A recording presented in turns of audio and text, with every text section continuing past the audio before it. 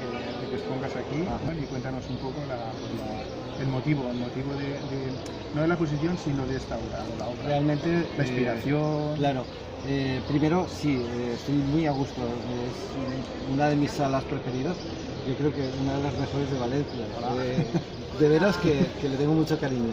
Esta obra, que es lo que preguntabas, viene desde hace tiempo. Es algo que yo he ido madurando, porque me consta sí. de que la inspiración viene desde que eras niño, Sí. pero la acabas de pintar ahora. En cosa de año y medio o algo así ha salido la exposición. Y era algo que salía espontáneo, entonces yo doy clases. Entonces después de clase o antes de clase yo me pongo a pintar cuando me viene esta historia y bueno, tengo mi rinconcito y pinto mis cosas y las guardo.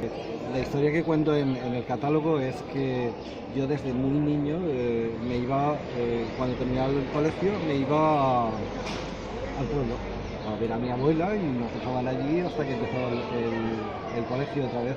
Entonces, a mí me gustaba mucho la naturaleza, cualquier excusa era buena para ir a la montaña, entonces te cruzabas con un pastor y me iba con él y pasaba el día allí.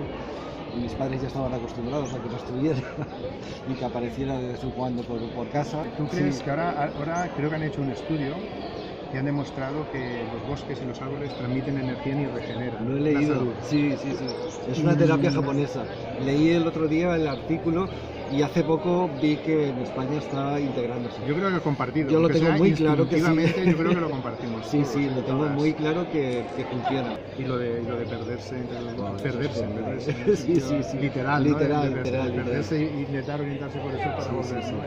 Yo jugaba a eso, era irme a la montaña y a ver qué pasaba. Entonces, iba por setas, por hierbas, pues estoy muy contento, de veras. Y es una obra que le tengo mucho cariño. Un placer. Gracias, igualmente.